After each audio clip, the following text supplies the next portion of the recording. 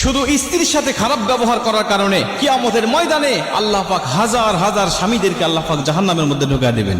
কিয়ামতের মাঠে যদিও তাদের অনেক আমল ছিল, নামাজ ছিল, রোজা ছিল, তাদের আমল নামে হজ ছিল, যাকাতের মতো সওয়াবও তাদের আমল নামে ছিল, কিন্তু স্ত্রীর হক না আদায় করার কারণে, স্ত্রীর সাথে খারাপ ব্যবহার করার কারণে আমার আল্লাহ পাক কিয়ামতের মাঠে তাদের ঠিকানা করে দিবে জাহান্নাম।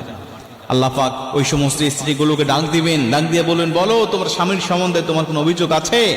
স্ত্রী ডাক দিয়ে বলবে, ইয়া আল্লাহ, হ্যাঁ, আমার স্বামী আমার হকগুলো আদায় করে নাই, আমার স্বামী আমার হক আদায় করে নাই, সে আমার উপরে জুলুম করেছে, নির্যাতন করেছে, সে আমার হকগুলো আদায় করে নাই। আমার আল্লাহ বলবে, তুমি কি তাকে ক্ষমা করবে?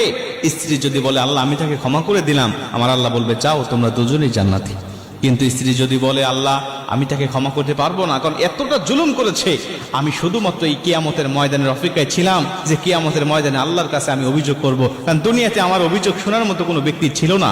আল্লাহ আজকে আমি আপনার কাছে তার বিরুদ্ধে অভিযোগ করছি, সে আমার উপরে জুলুম করেছে, আল্লাহ আপনি তাকে উপযুক্ত শাস্তি দিয়ে দেন। আমার আল্লাহ পাক তখন ওই স্বামীকে ঠেকিয়ে দিবেন, বলবেন, না, তোমার জন্য জান্নাত যাওয়া যাবে না, তোমার জন্য জাহান্নাম ওয়াজিব হয়ে গেছে, কারণ তুমি বান্দার হক নষ্ট করেছো, তুমি তোমার স্ত্রীর হক নষ্ট করেছো, তোমার স্ত্রী ক্ষমা করবে না যতক্ষণ, তোমাকে জান্নাতে ঢুকতে দেব না ততক্ষণ। কিয়ামতের ময়দানে এরকম ভাবে আল্লাহ পাক প্রতিটা স্ত্রীর কাছ থেকে আল্লাহ পাক সাক্ষ্য নিবেন। আমরা অবশ্যই চেষ্টা করবো স্ত্রীর হকগুলো আদায় করার জন্য। নবীজির কাছে একজন সাহাবী গেলেন,